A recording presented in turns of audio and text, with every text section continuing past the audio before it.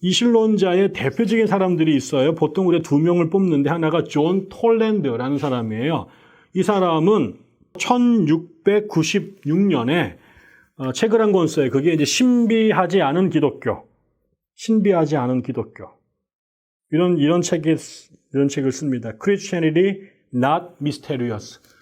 그 다음에, 매튜 틴델이라고 하는 사람이, 1730년, 그때부터 한, 40년 정도 지나서 1730년에 창조만큼 오래된 기독교라는 책을 씁니다. Christianity as Old as Creation 이라는 책을 쓰는데 이 두 책에서 공통적으로 주장하는 내용이 이런 겁니다. 종교의 핵심이라고 하는 것은 어떤 특별한 계시의 도움 없이 오직 인간적 이성으로 알 수 있는 진리들.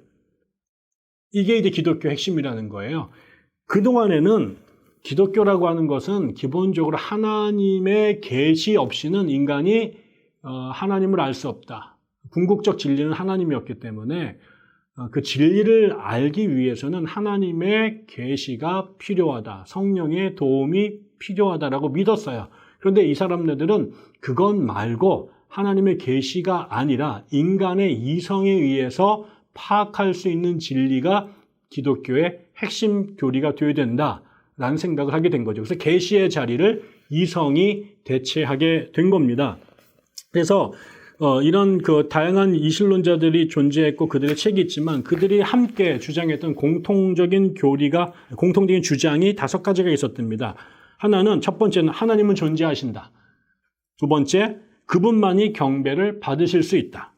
세 번째, 덕행이 하나님에 대한 진정한 예배다. 네 번째, 사람들은 잘못을 뉘우쳐야 된다. 회개해야 된다는 거죠. 다섯 번째, 미래에 보상과 처벌이 있다. 이겁니다. 결국 이신론자들이 주장했던 건 하나님의 존재를 인정합니다. 그러나 하나님이 우리 삶에 개입하셔서 뭐 기사와 이적을 행한다 이런 것들은 관심이 없어요. 그래서 하나님이 존재하시고 우리가 그분을 경배해야 되는데 최대의 경배는 뭐냐? 우리가 덕을 행하는 것이다. 덕스러운 삶을 사는 것이 우리가 하나님께 드리는 최고의 예배고 그리고 그것에 대한 결과로 미래의 심판이 존재한다라고 주장했던 것이죠. 그래서 이 사람들에게 중요했던 것은 이성, 그 다음에 결과로서 덕스러운 삶, 도덕적 삶 이런 것들을 중요시 여겼던 겁니다. 근데 이제 이것이 이제 미국으로 건너오죠. 아까 그 이신론이 영국에서 발전을 한 것인데 그 미국으로 갔을 때 여기 미국의 이신론자들은 한 가지를 더 추가를 했대요. 그것은 뭐냐면 만국의 운명을 결정하고 인도하는 통치적 섭리자로서 하나님이 계신다. 다시 말하면 하나님이 뒤에서 만국의 운명을 결정하고 통치하신다. 라는 개념을 추가했다는 거죠. 그래서 이 사람들은 다시 말하면 미국에 있는 그 이신론자들은 영국의 사람들보다 하나님의 역할을 조금 더 부여한 거죠. 영국의 이신론자들 가만히 계시고 경배받는 분으로 한정되어 있다면, 그래서 보통은 이제 영국의 이신론자들을 설명할 때 마치 이제 그 시계의 태압을 감아놓고 두면 나중에 태엽에 의해서 시계가 돌아가니까 시계를 만든 사람이나 태엽을 감은 사람들이 끼어들 틈이 없는 것처럼 하나님께서 천지를 지으시고 난 다음에 여기에 그 만유인력의 법칙을 부여하고 나신 다음에 하나님은 더 이상 창조세계에 관여하시지 않는다라는 게 영국의 그 신론자들의 주된 생각을 표현하는 것이었다면 미국 사람들은 그런 기본 프레임을 그대로 가져왔지만 그래도 이 세상의 어떤 운명과 섭리를 결정하고 인도하는 데 하나님의 역할이 있다라는 걸 조금 더 강조한 것으로 보여요. 그런데 이제 이게 왜 이 이신론이 미국의 독립혁명과 기독교의 관계에 중요하냐면 이 사람들이 기본적으로 자연법을 중요시 여겼단 말이죠. 그런데 아까 말씀드린 것처럼 청교도들도 박해를 당하면서 저항권을 찾는데 그걸 성경이 아니라 자연법에서 그 이론을 끌어올려고 했다는 거죠. 그래서 성경과 자연법이 결합이 된 상태로 자신의 정치 철학을 만들었단 말이죠. 근데 기본적으로 이신론자들도 이 그 자연법을 인정했어요. 자연법을 가장 강조한 사람들이에요. 그런데 중요한 것은 그런 맥락에서 이 정치적으로 저항할 수 있는 이런 이야기들을 이 이실론자들이 많이 만들어요. 특별히 이 이실론자들에게 영향을 끼쳤던 아주 중요한 사람이 있는데 그게 누구냐면 존 로크라고 하는 사람입니다. 이 사람은 영국 경험론의 아버지라고 불리는 사람인데 이 사람이 그 인간 이성론이라든가 기독교 합리성 같은 책들을 썼어요. 그래서 이 사람이 성경적 계시를 거부하거나 그리스도의 메시아성을 부인하지 않으면서도 인간 이성의 힘을 인정했어요. 그래서 그런 면에서 이 사람은 합리주의자죠. 그런데 정치적으로 정부론이나 관용론 같은 책들을 1689년도에 씁니다. 그런데 여기에서 이 사람이 특히 정부론에서 모든 정부는 피통치자들이 자신들의 생명과 자유와 재산에 대한 보호를 위해서 통치자들에게 동의하고 자신들의 권력을 통치자들이 자신의 자유와 그다음에 생명과 재산을 보호하기 위한 목적으로 그들과 계약을 맺어서 권력을 이양했다라는 거죠. 그래서 정부가 형성이 됐다라는 거예요. 이건 하나님이 세운 게 아니라 위로부터 세운 게 아니라 통치자와 피통치자가 계약을 맺어서 정부를 구성했다라는 것이고 그 정부가 존재하는 이유는 이 피통치자들, 백성들의 생명과 자유와 재산을 보호하는 목적이에요. 근데 그런 것을 지키지 않았을 경우에, 그것을 배반했을 경우에는 백성들이 정부에 대해서, 통치자에 대해서 저항할 권리가 있다라는 것을 주장했다라는 거죠.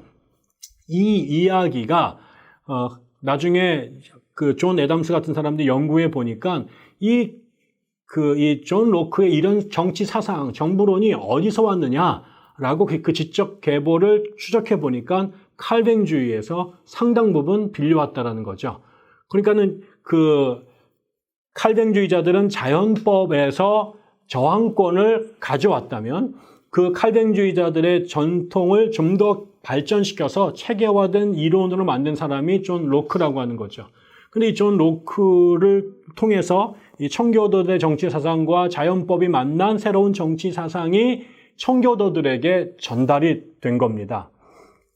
다시 말하면 이때 존 로크가 되게 중요했던 것은 똑같이 이성을 강조하고 그다음에 저항을 중요시 여긴 이 사람은 이실론자였는데 이 사람이 대신 하나님의 존재와 그리스도의 메시아성, 그다음에 계시의 존재를 부정하지 않았다라는 거죠. 그래서 전통적인 신앙도 유지하면서 이성과 정치적 저항을 주장하는 그런 이론을 존 로크가 만들었던 것이죠. 그러다 보니까 미국에 있는 청교도들이 이신자들과 그 손을 잡는데 어려움이 없었어요.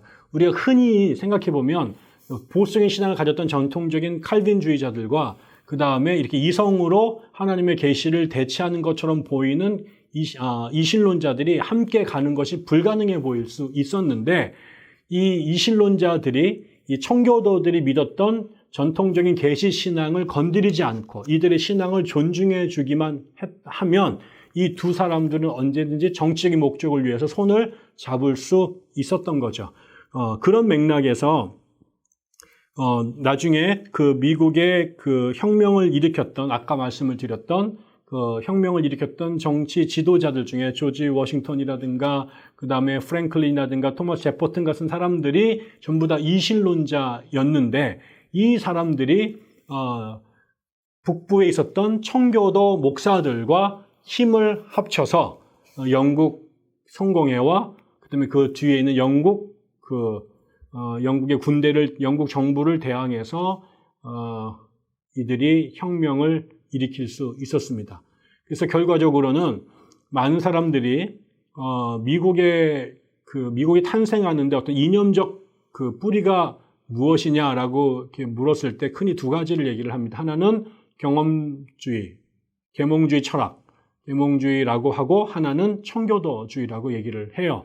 이 두 가지가 어떻게 보면 되게 상충되는 그 이념처럼 보이는데 지금 말씀드린 것처럼 그 양자 간에 분명한 차이가 있었지만 둘 다 공통점이 있었다. 그것은 그들 두 가지가 적어도 정치 사상과 관련해서, 정치와 관련해서는 자연법을 수용했다라는 것이고, 이성의 가능성을 서로 존중했다라는 것이죠. 그러면서 서로 간에 존재하는 계시에 대한 그 분명한 입장 차이가 있었지만, 적어도 정치적 독립이라고 하는 이 문제 앞에서는 양자가 그 차이점들을 내려놓고 공통 분모였던 이성과 그 다음에 그들의 자연법과 그 다음에 인권이라고 하는 이 부분에 있어서는 그들이 의기투합이 돼서 미국에서 이 이신론자들과 그 다음에 청교도들이 힘을 합쳐서 영국 정부에 대항하여 미국의 독립을 쟁취해 냈던 거죠. 그런 맥락에서 우리가 또 미국 독립과 종교의 관계에 있어서 이신론이라고 하는 독특한 종교를 우리가 또 주목해야 된다고 생각을 합니다.